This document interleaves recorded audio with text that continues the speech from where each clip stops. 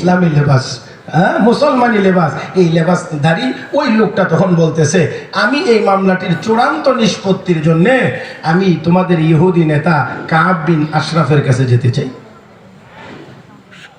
মুসলমান মামলার চূড়ান্ত ফয়সালার জন্য ইহুদি নেতার কাছে যাইতে চায়।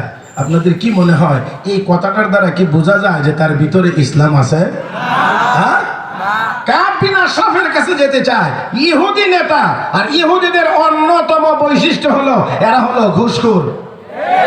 আরে জোরে কন, সাম্মাউনা লিল কাযিব আকালুনা লিস-সুদ। ঘুষখোর, এরা সবচেয়ে বড় ঘুষখোর হলো সেই ইহুদিরা। এর কাছে যাওয়ার উদ্দেশ্যই হলো কিছু ঘুষ টুস দিয়া বিচার তার পক্ষে আনা যায় কিনা, এই চিন্তা ভাবনা থেকেই সে মনে মনে চিন্তা করছে তার কাছে গেলে এই কাজটা চলবে। এই জন্য তোমাদের নেতা কাব বিন আশরাফের কাছে যেতে চায়। কিন্তু ইহুদি ঘোরায়া বলতে আছে, ও মুসলমান, তুমি আমার নেতা কাব বিন আশরাফের কাছে মামলার চূড়ান্ত ফয়সালার জন্য যেতে চাও, আমি এই মামলাটির চূড়ান্ত ফয়সালার জন্য তোমার নবী মুহাম্মদুর রাসূলুল্লাহর কাছে যেতে চাই। তাহলে বোঝা গেল ইহুদিরও শতভাগ আস্থা ছিল যে মুহাম্মদুর রাসূলুল্লাহর আদালতে বেইনসাফি হবে না।